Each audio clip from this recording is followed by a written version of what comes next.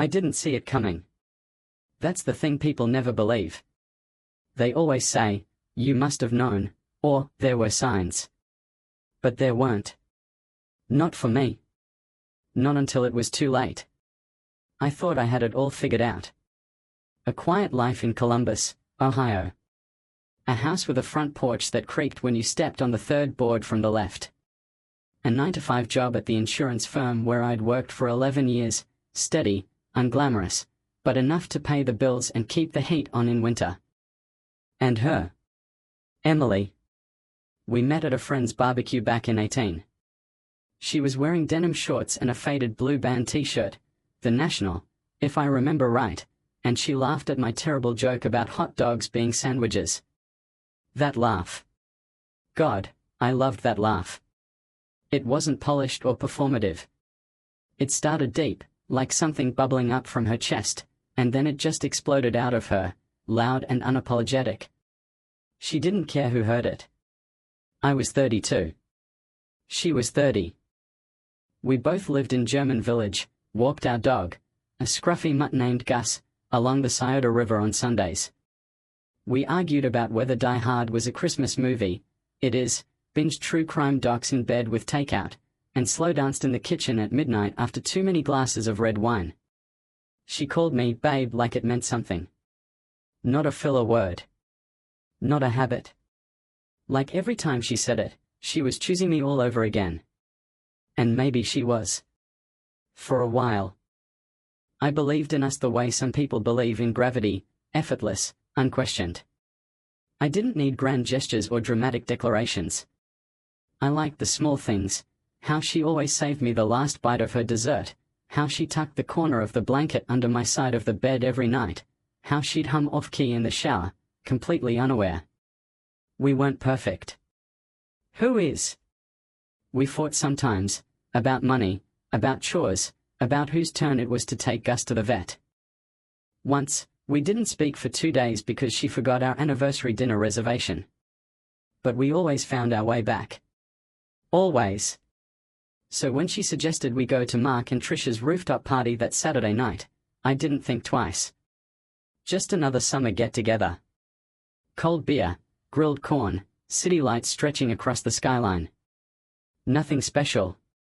But it was. It was the last night of my old life.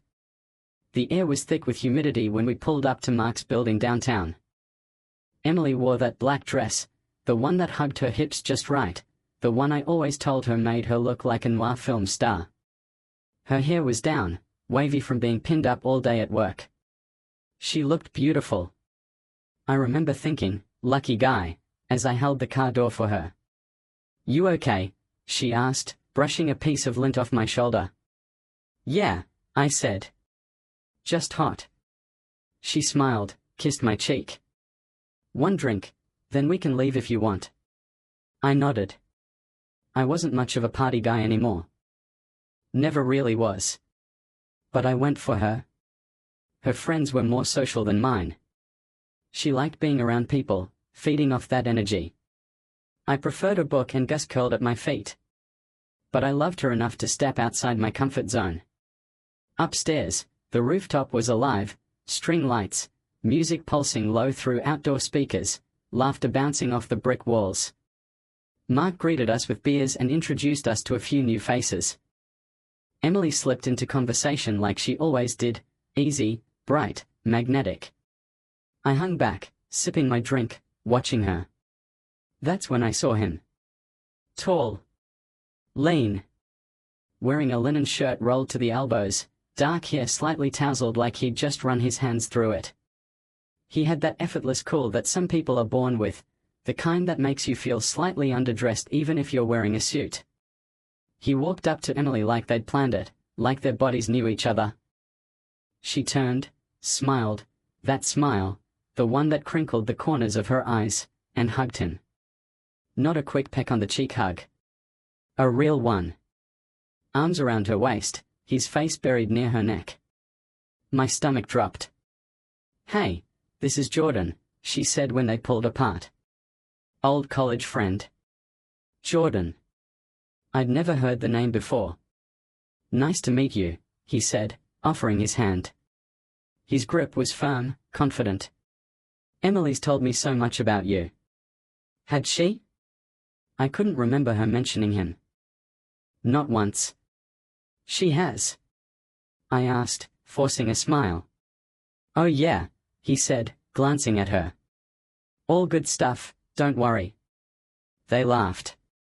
A shared joke. A private moment wrapped in public space. I took another sip of my beer. Too fast.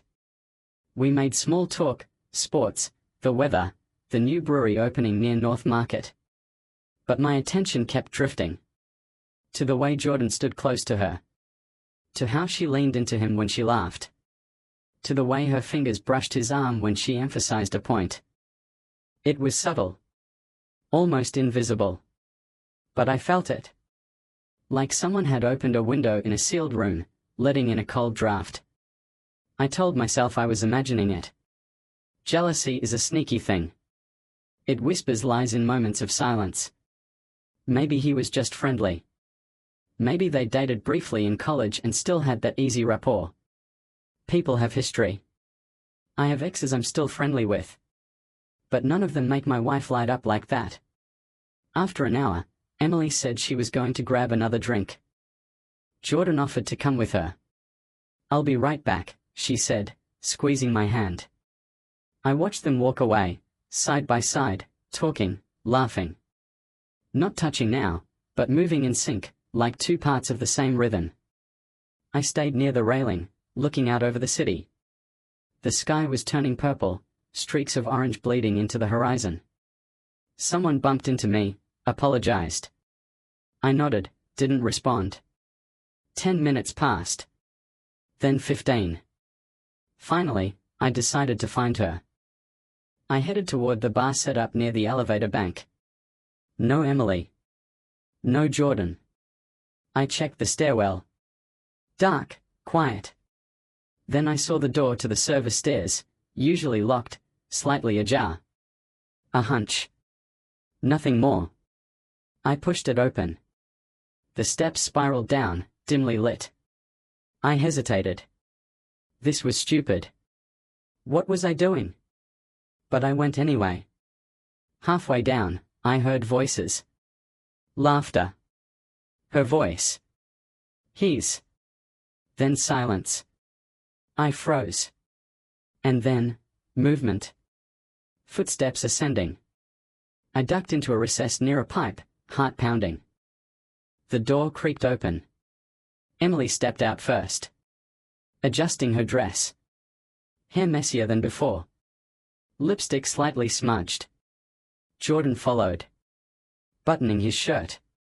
They stopped just beyond the doorway. That shouldn't have happened, she whispered. No, he agreed, stepping closer. It should have happened years ago. She looked up at him. Hesitated. Then kissed him, long, slow, deliberate. Not a goodbye kiss. A promise. I stood there, breath caught in my throat, body numb. When they walked away, laughing softly, I didn't move. Couldn't. I don't know how long I stayed in that shadow. Eventually, I climbed the stairs, emerged onto the rooftop like nothing had changed. And there she was, Emily, standing by the edge, sipping a cocktail, smiling at something Tricia said. She turned, saw me. There you are, she said, waving. I was wondering where you disappeared to. I forced a smile. Bathroom. She came over, kissed my cheek. Ready to head out? Yeah, I said. I'm tired. We said our goodbyes. She hugged Jordan again, briefly, casually. We'll talk soon, she said. He nodded. Count on it. On the drive home, she chatted about the party, how fun it was, how nice it was to reconnect with old friends. I stared at the road, hands tied on the wheel. Gus whined when we got home, excited to see us. Emily bent down to scratch behind his ears. Long night, she said, kicking off her heels. Yeah, I said. Long. She kissed me before heading to the bathroom. Love you, babe. I didn't answer. I waited until I heard the shower running. Then I went through her phone. No passcode. She never used one around me. Said she had nothing to hide. I opened her messages. Search, Jordan. Found it. A thread that started 3 weeks ago. Miss your face, he'd written. Stop, she replied. You know I can't. But she could. And she did. Photos. Emojis. Late night texts. Plans made in code. I wish it were you in bed beside me. You're the only one who really gets me. I dream about us, M. Don't say you don't, too. And her replies. God, I miss you. I think about it every day. I can't keep doing this, but I don't know how to stop. The last message, sent an hour ago. Tonight was magic. I can't wait to see you again. From her. Not him. I sat on the edge of our bed, her phone in my hand, the sound of the shower filling the silence. And for the first time in my life, I felt something break inside me. Not anger. Not yet. Something deeper. Something quieter. It was grief. For the man I thought I was. For the marriage I thought I had. For the future I'd imagined, growing old in that house, sitting on the porch swing, holding hands as the sun set. All of it, gone. Just like that. I didn't confront her that night. I waited. Because in that moment, staring at the screen, something else began to rise. Not revenge. Not yet. But the seed of it. A quiet, cold certainty. She would regret it. Not because I wanted to destroy her. But because I needed her to feel what I was feeling. To understand what she'd taken from me. And not just apologize. But know the weight of it. Know the silence it leaves behind. Know what it's like to love someone completely, only to realize you were loving a lie. I didn't sleep that night. I watched her breathe, peaceful, unaware. And I made a decision. This wasn't over. It was just beginning. I didn't sleep. Not really. I lay there in the dark, staring at the ceiling, listening to Emily breathe, slow, even, undisturbed. She shifted once, curling toward me like she always did, her hand resting lightly on my arm. I didn't pull away. I didn't move at all. I just let her touch me, knowing it was a lie as much as everything else. Her skin against mine felt foreign now. Like touching someone else's wife. The clock on the nightstand ticked past 3:17 when I finally got up. I moved quietly, barefoot across the hardwood, careful not to wake Gus, who was sprawled on his dog bed near the closet. In the kitchen, I poured a glass of water and stood by the sink, looking out into the backyard. The moon hung low, casting long shadows from the oak tree. Everything looked the same. But nothing was. That's the thing about betrayal, it doesn't announce itself with thunder or sirens. It slips in like fog, silent and slow, until one morning you wake up and realize you can't see the road anymore. I thought about calling someone. My brother, maybe. Or Mark, though the idea made my stomach turn. He'd hosted the party. Seen them together. Had he known? Suspected? But I didn't call. Not yet. This wasn't something words could fix. And I wasn't ready to be pitted. Instead, I went back to the bedroom, sat at my desk in the corner, the old IKEA thing I'd had since college, and opened my laptop. I didn't know what I was doing. Not exactly. But I needed to do something. To feel like I had control over something, even if it was just a spreadsheet. So I started organizing our finances. Not because I suspected money was involved. I didn't think Jordan was some rich guy sweeping her off her feet with fancy dinners and weekend getaways. From what I'd seen, he was a freelance photographer, artsy, restless, the kind of guy who wore vintage watches and talked about energy and vibes. Not exactly a sugar daddy. No, This wasn't about money. It was about patterns. And I wanted to see them. I pulled up our joint accounts, credit card statements, bank transfers. Scrolled through months of transactions. Groceries. Car payment. Her monthly Sephora charge. My gym membership. The $80 we donated to the animal shelter every quarter. Normal stuff. Then I found it. 3 weeks ago, a receipt from a boutique hotel downtown. The Harrison House. One night. Paid in cash. But not on our calendar. I checked our shared Google Calendar. Nothing. No trip. No girls' weekend, no work event, no spa day. I searched her email. There it was, an automated confirmation from the hotel. Sent to her personal account. Subject line, your reservation at the Harrison House, June 12th. June 12th. A Tuesday. She told me she was working late. Said Trisha needed help finalizing the presentation for that big client pitch.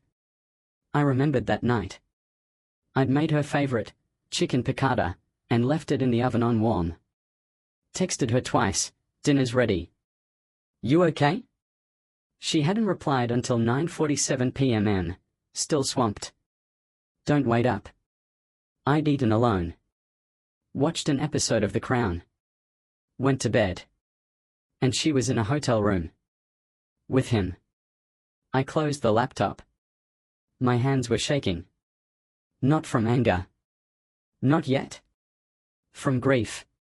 Again. Because it wasn't just the sex. It wasn't just the lies. It was the time. 3 weeks of secret messages. At least one night together before the party. Maybe more. All while she kissed me goodnight. While she asked how my day was. While she planned our full trip to visit her parents in Asheville. How many times had she looked me in the eye and said, I love you, knowing what she'd done? I walked back to the bed. Sat on the edge. Watched her sleep. And for the first time, I wondered, had she ever loved me? Or had I just been convenient? Stable. Dependable. There. The safe choice. The guy who paid the bills, walked the dog, remembered her mom's birthday, fixed the leaky faucet without being asked. Was that love? Or just comfort? I didn't know. But I knew one thing. I couldn't live like this. Not pretending. Not ignoring. Not forgiving. Not yet. The next morning, Emily woke up humming. She stretched, rolled over, smiled at me. Morning, sleepyhead. Morning, I said, voice flat. She kissed my cheek, swung her legs out of bed. I'm craving pancakes. Want some? Sure, I said. She padded to the bathroom, shut the door. I heard the shower start. I waited 5 minutes. Then I went to her side of the dresser, opened the top drawer. Her phone was tucked under a scarf. I picked it up. Unlocked it. Scrolled to her messages. Jordan had texted at 1:14 a.m. Last night was perfect. Can't stop thinking about you. She hadn't replied. Yet. I deleted the message. Then I went into her settings, turned off iCloud backups for messages. Disabled message syncing across devices. Cleared the search history. Small things. Harmless, really. But they mattered. Because now, if she ever tried to show me her phone, look, babe, there's nothing going on. The evidence wouldn't be there. And if she didn't know it was gone, she wouldn't look for it. I put the phone back. By the time she came out, wrapped in a towel, I was making coffee. You're up early, she said. Couldn't sleep, I said. Had a lot on my mind. She frowned. Everything okay? Yeah, I said, handing her a mug. Just work stuff. She stuttered me. You seem off. I'm fine, I said, smiling. Just tired. She nodded, but I saw the flicker in her eyes. Doubt? Guilt? Or just her imagination? We ate breakfast. She talked about her meeting that afternoon. I nodded, chewed, sipped coffee.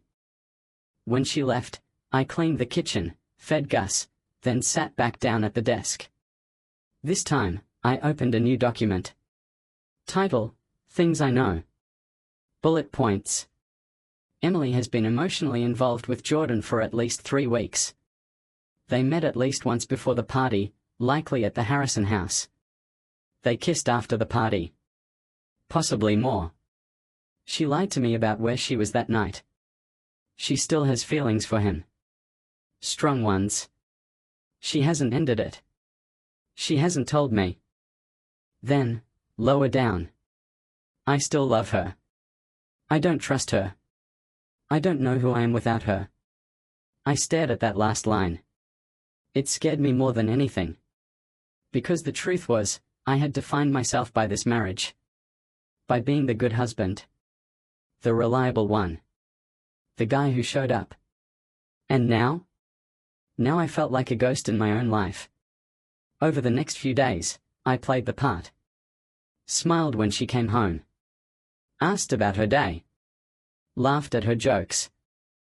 I even suggested we go out to dinner on Thursday, her favorite Italian place. She was surprised. Really? You hate crowds on weekends? I thought it'd be nice, I said. We haven't done anything fun lately. She lit up. I'd love that. We made plans. I booked the reservation. But I didn't go?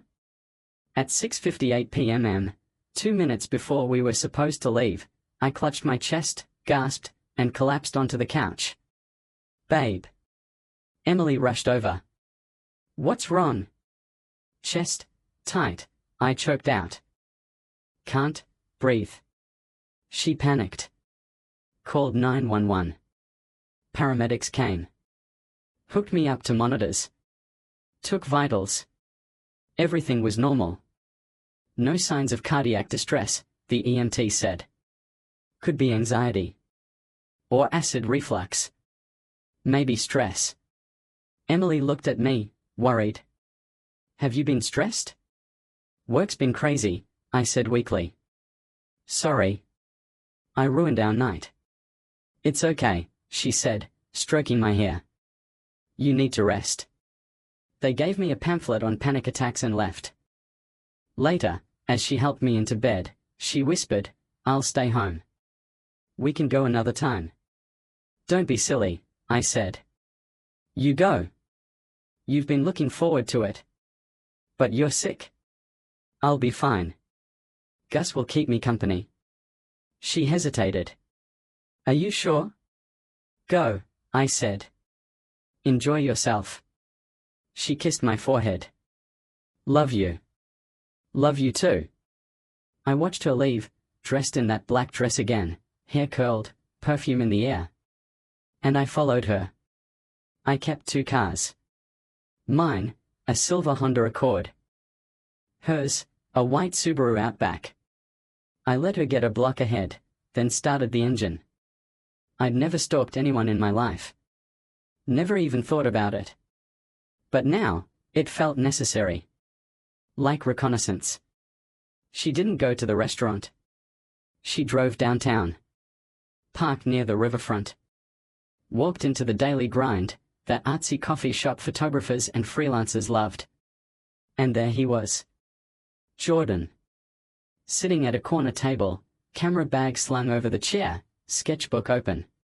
She hugged him. Sat across from him. Ordered tea. They talked for over an hour. Leaned in close. Laughed. Touched hands.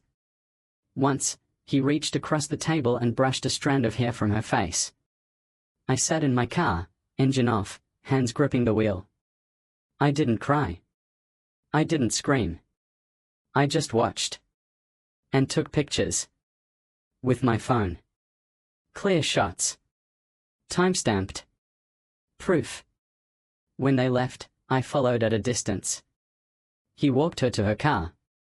They kissed, brief, hidden behind a parked van, but I saw it. Then he turned and headed toward his apartment building in the short north. I didn't follow him. I drove home. Gus greeted me at the door. I poured a drink, bourbon, neat, and sat on the porch. The night was warm. Crickets sang. A plane passed overhead, red lights blinking.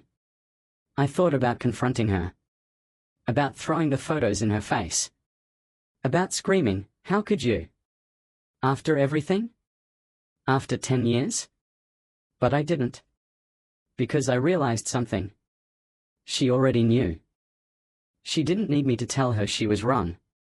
She needed to feel it. To sit in it. To carry it. Like I was carrying it. So I stayed quiet. And I began to plan. Not revenge. Not destruction. But balance.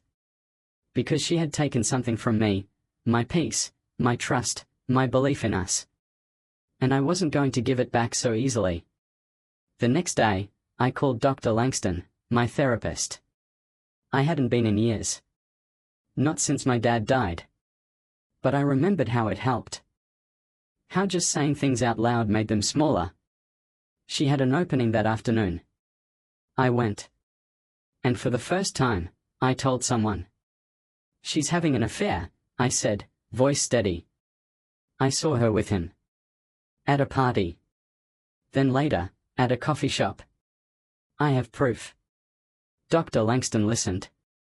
Didn't interrupt. Just nodded.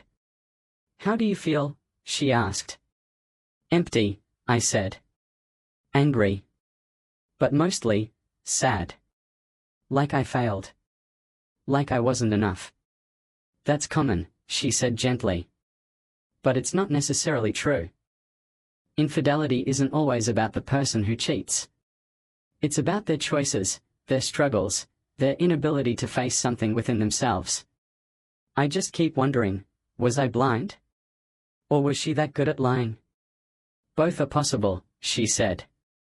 "But the real question is, what do you need now?" I didn't answer right away. "Then, I need her to know what it feels like. To be powerless. To be deceived. To wonder if you're losing your mind." She tilted her head. "Do you want to hurt her?" "No," I said. "I want her to understand." "That's different," she said. "Understanding can lead to growth. Revenge rarely does." I thought about that all the way home. That night, Emily came back from work, kissed me, asked how I was feeling. "Better," I said. "Still tired, though." She rubbed my shoulder. "You should take some time off." "Seriously?" "I might," I said. Then, casually, "Hey, did you go out last night?" I thought I heard the door. She froze, just for a second. "No. Stayed in. Watched a movie." "Oh," I said. "Must have been a dream." She forced a smile. "Probably." But I saw it, the flicker in her eyes. Guilt. Fear. Good. Let her wonder. Let her lie awake, asking herself, did he see? Does he know? Because that's what I'd been doing for days. Now it was her turn. I started small. I began leaving my phone around, face up, notifications visible. Text from a fake number. "I had such a good time last night. Can't stop thinking about your lips. Next time, let's skip the coffee shop. Too risky. You're even more beautiful when you're nervous." I made sure she saw them. Once, I left the phone on the kitchen counter while I took Gus out. When I came back, it was in the same spot, but the screen was warm. She checked it. Later, I accidentally left a browser tab open. How to get rid of emotional baggage. Another time, signs your partner is cheating, and how to confirm it. I watched her face when she passed my laptop. Saw the way her breath caught. Perfect. I wasn't lying. Not really. I wasn't seeing anyone. But I was letting her believe I might be. And that uncertainty? That was the point. Because betrayal isn't just about the act. It's about the erosion. The slow drip of doubt. The way it eats at you. I wanted her to feel that. Not because I enjoyed it. But because I needed her to know, this pain wasn't one-sided.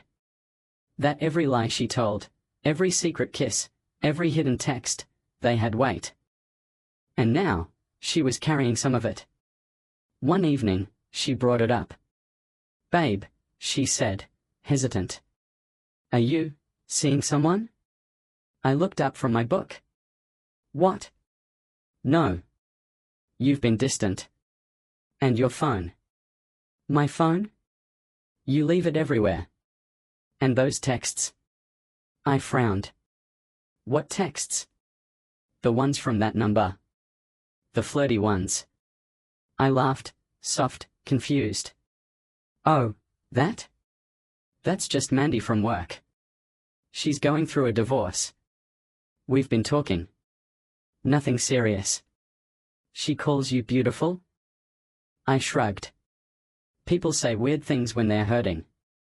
Emily stared at me. "Are you helping her get over her marriage?" "I'm being a friend," I said. "Is that a crime?" She didn't answer. But that night, I heard her crying in the bathroom. Quiet sobs. The kind you try to hide. I didn't go in. I let her sit in it. Because for the first time, she was on the other side of the mirror. Seeing what it felt like. And it broke my heart. Not because I wanted her to suffer. But because I realized. I didn't want to be this person. The one who manipulates. Who punishes. Who fights fire with fire. This wasn't about justice. It was about pain. And pain only breeds more pain. The next morning, I deleted the fake messages. Turned off the burner number I'd created. Cleared the search history. And when Emily came downstairs, I looked her in the eye. "We need to talk," I said. She froze. About time. We sat at the kitchen table. Morning light streamed through the window above the sink, catching dust motes in the air. Gus lay between us, head on his paws, watching one of us, then the other, like he sensed the gravity of it. The coffee had gone cold. Neither of us had touched our mugs. Emily's hands were folded in her lap. Her nails, painted a soft rose pink, the same shade she'd worn when we got married, tapped once against her thigh. Then stopped. She didn't look at me. Not really. Her eyes kept drifting to the doorway, as if part of her wanted to run before the words came. But she stayed. And I was glad. Because this wasn't about ambush. It wasn't about shame or spectacle. It was about truth. "I know," I said. Her breath caught. She looked up. "Know what?" I held her gaze. "About Jordan." Her face went pale. Not shocked, relieved, almost. Like the secret had been crushing her, and now, finally, someone else was holding it. "How long?"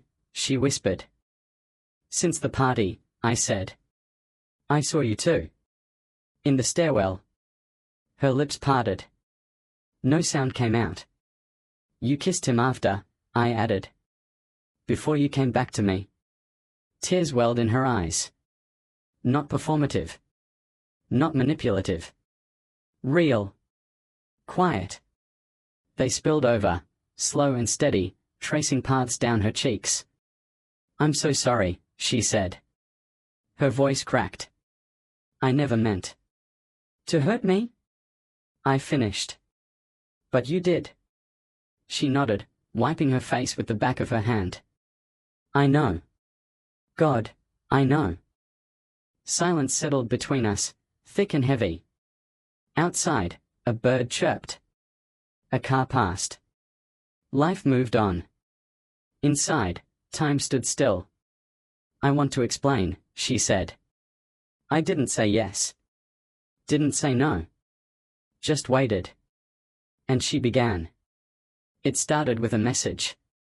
A simple "Hey, stranger from Jordan," sent 6 weeks ago. They hadn't dated in college, just flirted, danced around each other for a semester before he dropped out to travel, chasing photography gigs across Southeast Asia. She'd thought about him. Once in a while. But not seriously. Not until that message. At first, it was just nostalgia. Old jokes. Shared memories. Then late-night texts. Long phone calls after work. He made her feel seen in a way I hadn't in months. Maybe longer. He asked questions, she said, staring into her lap. Like, how do you really feel? What do you want? Are you happy? And I didn't know how to answer. So you told him instead of me, I said. She shook her head. I didn't even know how to tell myself. She said it wasn't supposed to go further. The hotel night, that was a mistake. A moment of weakness. But then the party happened, and seeing him again, touching him. It felt like coming home, she admitted. And that scared me. Because this is my home. You're my home. I flinched. Not because I didn't believe her. But because I knew, love and betrayal can coexist. You can adore someone and still destroy them. You can miss your husband and still kiss another man. The heart isn't logical. It's messy. Contradictory. Full of shadows. I didn't plan any of it, she said. And I hate myself for hurting you. I do. Every second since that night, I've hated myself. I believe that too. But belief doesn't erase pain. I loved you, I said quietly. I love you. That's what makes this so hard. This isn't some stranger I caught cheating. This is you. The woman I chose. The one I built a life with. She sobbed then, full, broken sounds that filled the room. I don't want to lose you, she said. I'll do anything. Therapy. Cut him off. Whatever you need. I looked at her, really looked. The woman across from me wasn't the liar in the stairwell. Wasn't the ghost who'd deleted messages or laughed with another man. She was Emily. My Emily. Flawed. Human. Terrified. And suddenly, I understood something. This wasn't just her failure. It was ours. That afternoon, I called Dr. Langston again. Can we do a couples session? I asked. There was a pause. Then, yes. But only if both of you are ready to be honest. No defenses. No blame games. Just truth. We are ready, I said. I didn't ask Emily. I just told her. She agreed without hesitation. Our first session was 3 days later. We sat side by side on the couch in Dr. Langston's office, soft lighting, neutral walls, a box of tissues between us. She didn't let us talk over each other. Didn't let us deflect. Instead, she made us speak in turns. I feel. I need. When you did X, I interpreted it as Y. No accusations. Just vulnerability. And slowly, the real story emerged. Not just about Jordan. But about us. About the distance that had grown between us long before he reappeared. About how I'd become emotionally absent after my dad died, burying grief in work, in routine, in silence. About how she'd stopped trying to reach me, assuming I didn't want her comfort. About how lonely she'd felt, even in our bed. I didn't cheat because I stopped loving you, she said, tears falling. I cheated because I felt invisible. And when Jordan looked at me, I remembered what it felt like to be felt. I swallowed hard. And I didn't notice, I said. Even though I was right there. Dr. Langston nodded. Infidelity is rarely just about sex. It's about unmet needs. Unspoken pain. A cry for connection. I thought about my little war, the fake messages, the stalking, the silent punishments. I hadn't been fighting her. I'd been fighting the loneliness. The fear that I wasn't enough. The terror that love could vanish overnight, unnoticed. And in trying to make her feel my pain, I'd only deepened the rift. We kept going to therapy. Twice a week at first. Then weekly. It wasn't easy. There were nights I couldn't sleep, haunted by images of them together. Times I snapped at her over nothing, burnt toast, a dish left in the sink. Moments she shut down, retreating into herself, convinced she didn't deserve forgiveness. But we kept showing up. We learned to talk. Not argue. Talk. I told her about the night I found out, how I'd stood in the dark, gripping the sink, feeling like the floor had vanished beneath me. She told me about the guilt, how she'd wake up beside me and feel sick, knowing what she'd done. We didn't excuse it. We didn't minimize it. But we began to understand it. And slowly, something shifted. Not trust, not yet. But curiosity. Curiosity about each other again. One evening, she brought home takeout, my favorite Thai place. No reason, she said. Just wanted to do something nice. I didn't assume it was manipulation. I didn't scan her phone after. I just said, thank you. And meant it. Another night, I found her crying on the porch. I sat beside her. Didn't ask what was wrong. Just put my arm around her. After a long silence, she said, I keep thinking about how much I've hurt you. And I don't know if I'll ever forgive myself. I turned to her. You don't get to decide whether I forgive you. That's mine to give. But you do get to decide whether you'll keep trying to be better. She looked at me. I will. Every day. I believed her. 3 months passed. We weren't fixed. We were healing.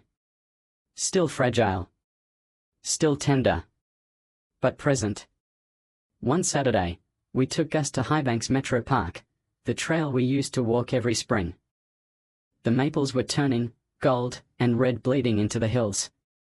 The air smelled like damp earth and wood smoke. Halfway through the hike, Emily reached for my hand. I didn't pull away. We walked in silence, fingers laced, leaves crunching underfoot. Eventually, she stopped. Turned to me. I don't expect you to stay, she said. If you need space, if you need to leave, I'll understand. I looked at her, wind in her hair, eyes searching mine. And I realized. I could leave. I should, maybe. But I didn't want to. Not because I was afraid of being alone. Not because I was trapped. But because somewhere in the wreckage, I'd found something real. Not the fairy tale version of love, the kind that's easy and constant and never doubts. But the real kind. The kind that breaks, and chooses to mend. The kind that sees the scars and says, I'm still here. I'm not going anywhere, I said. She cried then, soft, relieved sobs against my chest. I held her. And for the first time in months, it didn't feel like pretending. It's been 8 months now. We are still in therapy. Still working. Some days are harder than others. Last week, I saw a photo on Instagram, Jordan, in Iceland, posting sunset shots with the caption, chasing light, healing wounds. I didn't show Emily. I didn't need to. His chapter is closed. Ours isn't. But it's ours. And that's enough. People ask me all the time, how could you forgive her? I don't have a good answer. Because forgiveness isn't a decision. It's a process. It's choosing, every day, to see the person, not just the mistake. It's understanding that love isn't the absence of pain. It's the willingness to stay through it. I won't say I'm proud of what happened. But I'm proud of what came after. Of the courage it took to face the truth. To stop playing games. To stop trying to make her suffer, and start trying to understand. Because revenge? Revenge is easy. It feels powerful, until it hollows you out. But rebuilding? That's the real strength. And if I had to do it all over again? I wouldn't want to. But I wouldn't trade what it taught me. I used to think love was safety. Now I know, it's risk. It's saying, I see your worst, and I'm still here. So yeah. She cheated on me at a party. And I didn't make her regret it. I made her stronger. And that? That matters more. It's a rainy Thursday evening in October. The kind of night where the sky turns gunmetal grey by 5 p.m. and the streetlights flicker on like old sentinels waking up. I'm sitting on the porch, the one with the creaky third board, wrapped in a thick flannel blanket, a mug of coffee cooling in my hands. Gus is curled at my feet, snoring softly, dreaming of squirrels or maybe just peace. Inside, Emily moves around the kitchen. I can hear the soft clink of dishes, the hum of the radio, some indie folk station she loves. She's making her famous chicken pot pie. The house smells like butter, thyme, and home. She comes to the door, wrapped in my old Ohio State hoodie, steam rising from a mug she brings out for me. Thought you might need a refill, she says, handing it over. I take it. Our fingers brush. A small thing. But I feel it. She sits beside me, tucks her legs under her, leans her head on my shoulder. We don't talk for a while. We don't have to. The rain falls in steady waves, washing the leaves off the trees, cleaning the sidewalks, feeding the roots beneath the soil. Things die in this season. That's nature. But underneath, life is gathering. Waiting. I was thinking today, she says finally, voice quiet. About that night at the party. I nod. I knew this would come. We don't avoid it anymore. We carry it like a scar, visible, but no longer bleeding. I used to wish I could go back, she says. Rewind time. Stop myself before I walked into that stairwell. Before I kissed him. Before I broke us. I turned to look at her. Her eyes are wet, but not crying. But I can't, she continues. And part of me doesn't want to. I raise an eyebrow. She takes a breath. Because if I hadn't broken us, we might never have seen how cracked we already were. I think about that. She's right. That night didn't destroy our marriage. It revealed it. All the silence I filled with work. All the loneliness she buried with smiles. The way we stopped asking how are you, really? And started saying fine instead. We weren't failing because of Jordan. We were failing long before he texted hey, stranger. And maybe, just maybe, if none of it had happened, we'd still be asleep. Drifting. Pretending. Still married. But not alive. Emily reaches for my hand. I'll never stop being sorry. But I'm also grateful. Grateful. I ask. That we fought for this, she says. That you didn't walk away. That we chose to see each other, even when it hurt. I squeeze her fingers. Because she's right. I could have left. I wanted to, some nights. But staying? Staying was the harder thing. Not because I couldn't survive without her. But because I wanted to live with her. Not the fantasy. Not the memory. But the real woman. Flawed. Human.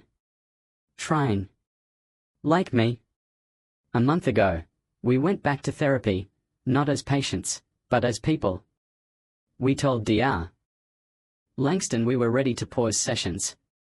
We're not done growing, I said. But we're done needing you to hold our hands. She smiled. Then my job here is finished. On the way out, Emily paused in the parking lot. You know what I realized? She said. You never actually made me regret it. I frowned. What do you mean? I thought that's what you were doing at first, she said. With the distance, the coldness, the way you looked at me like I was a stranger.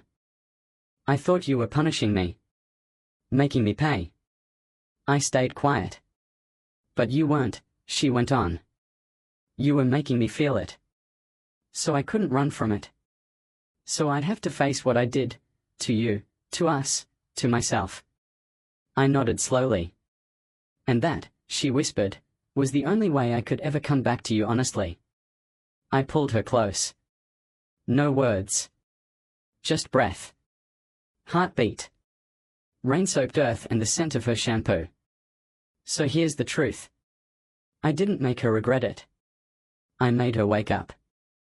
And in doing so, I woke up too. To my own silence. My own fears. My own role in the slow drift that let someone else slip in. Love isn't a trophy you win and keep forever. It's a fire you tend. Some days, you forget.